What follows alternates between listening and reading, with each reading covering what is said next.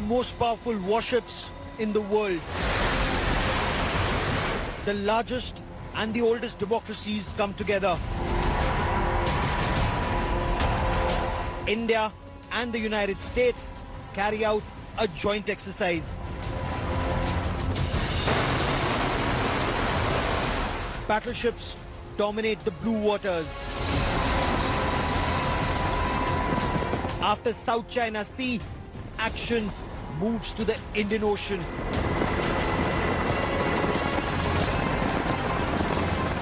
Giant warships, loud message.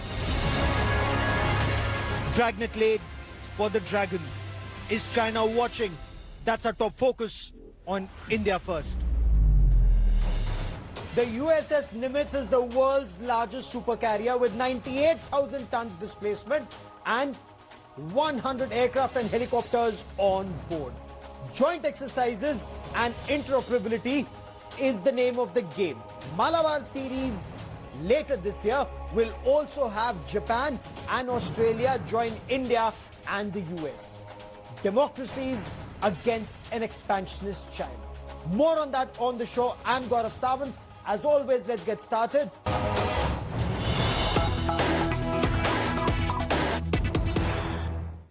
And good news coming in. The first 5 Rafale jets of the Indian Air Force will be arriving in Ambala on the 29th of July. Now, these Rafale jets are to be inducted at the Indian Air Force base at Ambala. The first batch of Rafale jets on the 29th of July. Then another batch to be inducted in the second half of August. And the initial focus would be on total operationalization of these fighter jets. And it's a big story that's coming in. France is going to escort these aircraft. So the first 5 aircraft will fly from France to UAE. They will be escorted by a French mid-air refueler. Then an Indian Air Force mid-air refueler flies in to the UAE and flies back with the first 5 Rafales for the Indian Air Force. And that's a big story indeed. After a very long wait, I want to cut across to India. Today's Editor of Defense Abhishek Bhalla joining us live from Leh for more on this big story. Abhishek, the Rafales with their Meteor and Scalp missiles are believed to be real game changers in this region. So Abhishek, do we expect these aircraft to protect our skies in Ladakh anytime soon? Gaurav, a big boost to the air power as far as the Indian Air Force is concerned. A slight delay in the induction of the 5 Rafale because of the COVID-19 lockdown. The first batch was expected sometime in May, but finally it's going to be here on the 29th of July. But the big question is whether it will be straight away flown into Ladakh during the current tussle with China. It's still unsure, but Gaurav, it's still a big boost as far as the Indian Air Force is concerned because very soon, at least 5 of the 36 Rafales that are supposed to come in will be completely ready. In fact, the Indian Air Force has said that as far as the ground crew is concerned, pilots are concerned, they are completely trained and operationally ready to make sure that it could be pressed into action very soon. By early next year, one squadron is expected to be completely ready, and by early 2022, 2 squadrons of 36 Rafales will be operational, which means as far as the western borders against Pakistan are concerned, one squadron will be stationed in Ambala, the other in West Bengal to take care of the Chinese threat. Okay, as of now, for all you know, both squadrons will be taking care of the Chinese side, one in the east, the other in Ladakh. But stay with me for a moment. I also want to bring in India Today's Shiv Arur for more on this. And Shiv, you know, for somebody who's been covering this for practically 2 decades, if not longer, this virtually is a dream come true. We've been talking about a new aircraft carrier, a new, Rafale for the past 20 years, new aircraft, and they're finally coming in on the 29th of July. It's incredible, Gaurav, that there's finally a date for their arrival. And you're absolutely right. I share your sense of disbelief that the day is finally here, that new modern fighter aircraft will be joining the Air Force inventory. For a public that has watched the Rafale saga, play out in the public sphere as well, I'm sure it's going to be a great sense of, relief that these modern fighters are arriving, because in a large part of the public perception, the Indian Air Force is, a service that is compelled to continue to operate aircraft like the MiG-21. And therefore, the arrival of these is going to be a huge boost, like Abhishek rightly pointed out. I just wanted to add one thing, Gaurav, that while these aircraft will take a while to set up their tactics and their operationalization over a few weeks once they arrive, let's always remember that these aircraft don't need to go to Ladakh to actually operate there. Ambala is not very far from Ladakh.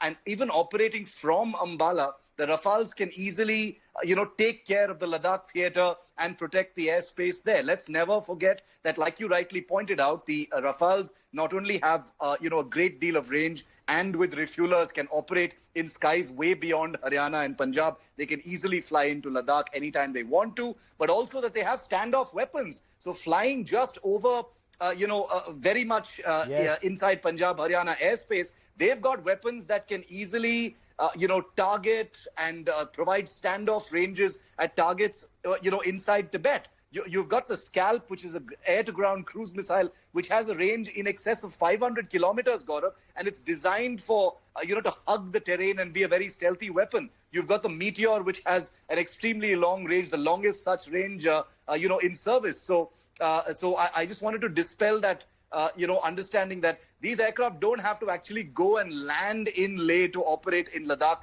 They can very well do that job operating in Ambala as well.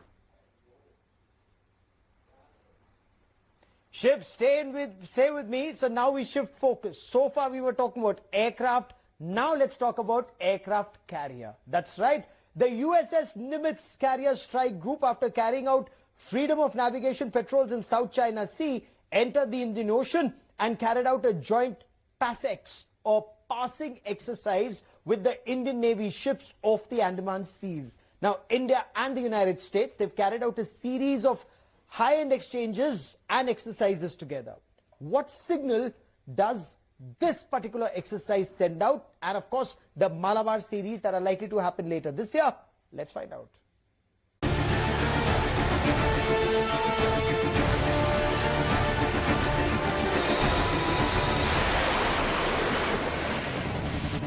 When it comes to sheer muscle flexing, it doesn't get bigger than this. A warship that sends out a message that nobody can ever mistake. The US Navy's USS Nimitz, nuclear-powered giant aircraft carrier, is now in the Indian Ocean and is about to join hands with Indian Navy warships for a brief but no-nonsense message. While both countries will insist this is part of military cooperation, it is without doubt designed to be a message to China. On 18 June, 100,000-ton American carrier sailed into the Indian Ocean via the Malacca Strait. The ship, accompanied by the other US warships, part of an integrated force called the Carrier Battle Group, has just conducted an exercise in China's boiling backyard, the South China Sea. Indian warships from Port Blair in the Andaman Islands, as well as Visakhapatnam on the mainland, are cruising out into the Indian Ocean to meet the Nimitz and conduct what is called a passage exercise, or PASEX. Ships from both sides will steam past each other to ensure that the navies are able to communicate and cooperate in times of conflict. The ships will also conduct minor drills. It is no coincidence that the drill takes place amidst the India-China standoff and is designed to amplify China's vulnerability in the Indian Ocean. It is also the trailer before the big Quad exercise in which Japan and Australia will also join. Finally, it is a clear message that the Indian and US navies will act as one should China attempt any naval aggressions. If naval strength is the highest form of strategic messaging, the writing is in the waters south of the Andaman Islands. China will be receiving it loud and clear. With Shivarur, Bureau Report, India Today.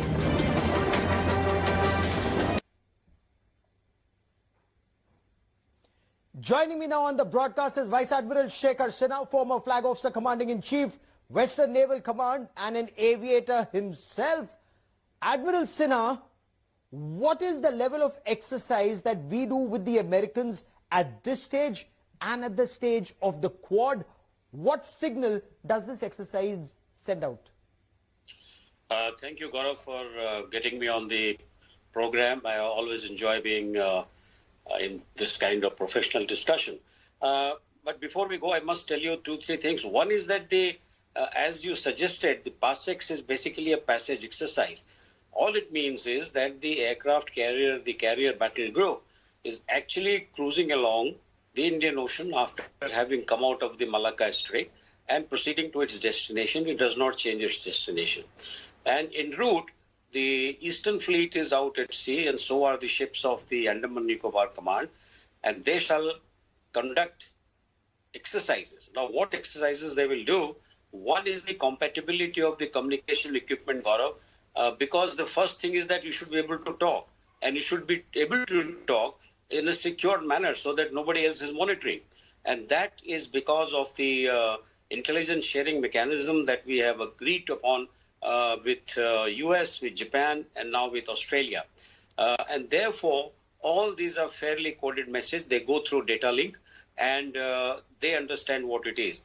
With the US, we already have a standard operating procedure of various exercises, a basic formation for maybe air defense, maybe for anti-submarine warfare, or maybe for an surface-to-surface fighting. And therefore, once the order is given by the carrier battle group commanding commander, the ships will take their positions because they know where to go. The second issue is, when you say compatibility, it basically means the interoperability of the ships, submarines, and aircraft. As you know, that the P8I has been operating from Port Blair for quite some time, and it has been monitoring the entire traffic through the South China Sea coming out of Malacca Strait, and actually sharing this intelligence with the American forces who were in South China Sea, and vice versa. So that interoperability with the aircraft is established. What kind of messaging? Well, the timing is important, whereas the exercise is not a scheduled, very massive exercise, because the carrier battle group has to make it to its destination. Fair enough. We'll come to the scheduled massive exercise in just a moment. Admiral, we'll talk about Quad in just a moment. But since you were talking about how we've operated together in the past, I want to take our viewers back to 2017, when USS Nimitz was last here. In 2017, again a part of Malabar series, India and the US, the two navies, as the Admiral was telling us, they've operated together in the past. So intelligence sharing, they've done that. Operationally, they've operated together. I report from on board the USS Nimitz in this report from 2017.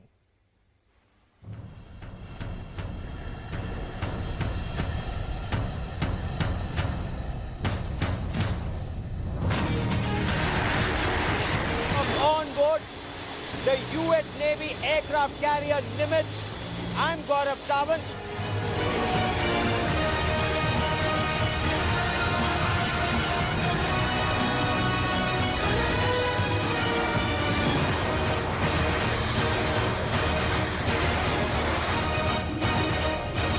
We'll tell you about the biggest India-US-Japan joint exercises in the Bay of Bengal.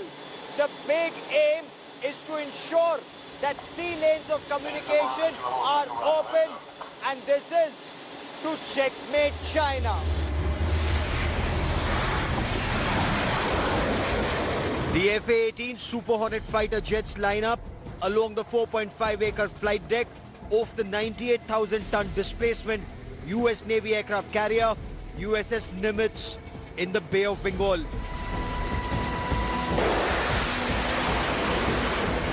One after the other, a dozen aircraft are catapulted into the sky in under 2 minutes each.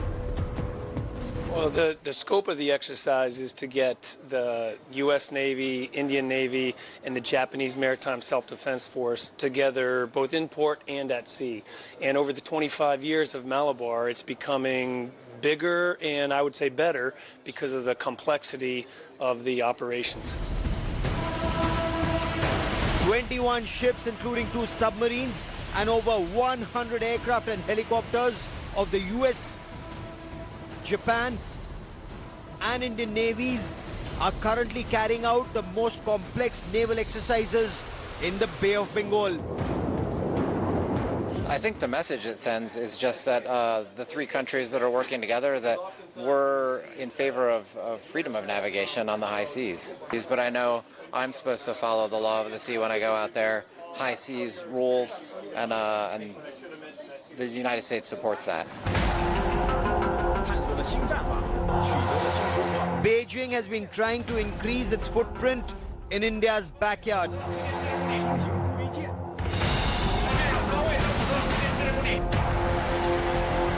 China's posturing in South China Sea too has been extremely aggressive. So while interoperability is the name of the game at the Malabar exercise, there is a clear signal being sent to the Dragon.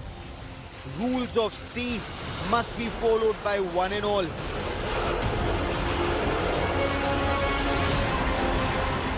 The message that Malabar 17 sends to China is the same message that it sends to the rest of the world, which is it's better to operate together at sea, it's better to practice together at sea in order to eliminate the risk of miscalculation. The exercise this time is in the Indian Ocean region, but could well see the navies operate together not far from South China Sea, should the need arise.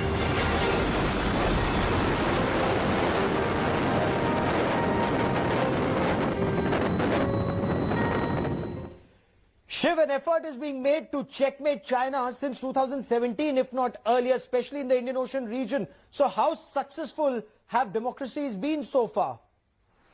Gaurav, the Malabar series of exercises have gone a very long way in establishing, an arrangement that India has with the United States Navy, which is arguably the most powerful navy in the world right now. And as Admiral Sinha very rightly said, the interoperability issues, especially as far as intelligence and communications sharing, has matured to a very, very high degree, where you're actually seeing India very much part of what's happening in the South China Sea without actually being deployed there. So that's one very important point. Now, we've seen Malabar exercises mature over the years. The one that's going to happen later this year in October, November, Gaurav, is going to involve India, the United States, Japan, which have already operated together under the flag of the Malabar, but an added member is going to be Australia. This is the first manifestation of the Quad in an operational setting, and it couldn't come at a more contentious time to actually test the interoperability of these navies. The fact that you've got an assertive China mounting hostile actions in all directions, not just in Ladakh, but also Vietnam, Taiwan, the South China Sea and elsewhere. And therefore, it's going to be not just an exercise. The buzz within the military system, as you have no doubt heard, and I'm sure Admiral Sinha agrees, goes way beyond just being a joint war game or a drill in the Indian Ocean. This is really going to be an operational, real-time setting, and it's going to test every bit and every level of how these 4 countries operate with each other. So, Admiral, what can these 4 countries do? In one way, all these countries, in some form or the other, are engaging with China. China is being extremely hostile with virtually all these countries and more. So, let's take Ladakh, for example. Should there be trouble in Ladakh, what will the 4 navies, and more important, what will the Indian Navy do in the Indian Ocean region? First of all, Gaurav and Shiv, let me compliment you, because both of you are everywhere, wherever there is an action.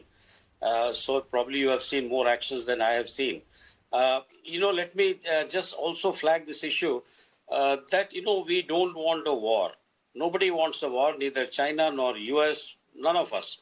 But the navies are force in being, that you have complete force, fully power packed, available to shift the theater of warfare wherever you desire or wherever you think the adversary is more vulnerable. So, the Quad as a security sort of collaboration has not yet formalized.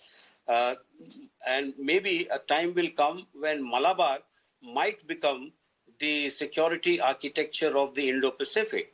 Quite possible. Right now, it is only a thought, it's only an talk, and it's only a sort of discussion with each other. Very important thing that you said, because of China being very assertive and what it has done in South China Sea, asking for other ships to take clearance and obstruct the passage if they don't take clearance. No, that's not what we believe in. Democracies believe in free and open sea, the free skies, and lawful trade. We want the sea lanes of communication to be open for global commons without anybody restricting. After all, Indian Ocean has not stopped anybody for transiting from Gulf to Malacca. Now, you mentioned that what can be done. Well, a lot can be done, Gaurav. As I said, the Navy is a force in being. For example, you reported a few days back that the Indian Navy is carrying out exercise off the Andaman Sea next to Malacca Strait. Now, that itself is a fairly important thing, because it also sends a signal that if any adversary does, become aggressive on the land border, we have the capability of preventing the flow of their traffic through the Malacca Strait, which is a choke point and an important choke point coming in and out of Indian Ocean. That's a very important point you make, that Malacca Straits is a choke point. If we carry out an exercise there, while it affects China, it also affects other countries of the region. So can we as a Navy ensure that we affect ships that go to China and not to other parts of the world through the Malacca Straits? We have the capability to do that, or that's not required? If we exercise in that area, it anyway sends out a strong message to the adversary. Closing comments, Admiral. Yeah, Gaurav, this is very important, a good point you have brought. The Indian Navy has a very robust maritime domain awareness, and we exchange the shipping traffic data, from almost 28, 29 countries. And therefore, it is not difficult that, the global commons can take passage and nobody will obstruct, because we want to ensure free salience of communication. But you only stop because, when the ships are challenged, they are expected to tell you as to where are they going, where have they come from, and what is the cargo like. Also, they have this AIS system which gives you all this information, and all merchant ships, all ships are supposed to keep their AIS on at sea. So that itself is a very important thing. You're quite right.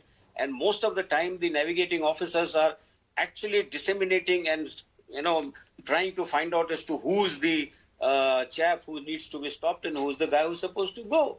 So it's not very difficult, but it is a very continuous process because of the traffic.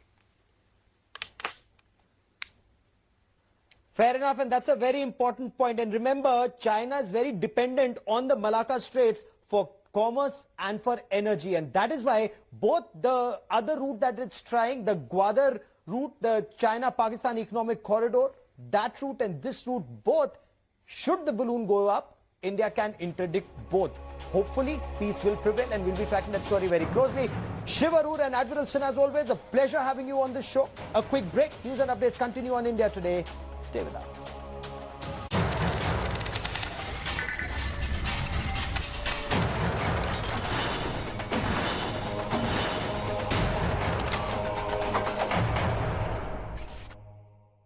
Hello everyone, this is Rahul Kamal here. Hope you enjoyed this video. For the latest news and analysis, like and subscribe the India Today YouTube channel, and don't forget to press the bell icon to stay updated.